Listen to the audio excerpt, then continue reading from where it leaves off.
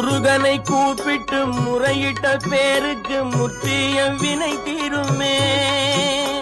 முருகனை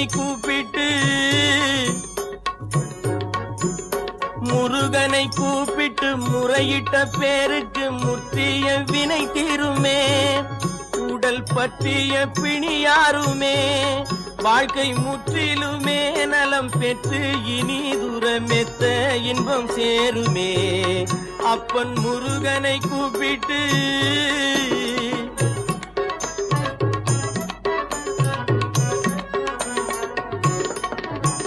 குமரனை கும்பிட்டு கொண்டாடுவோருக்கு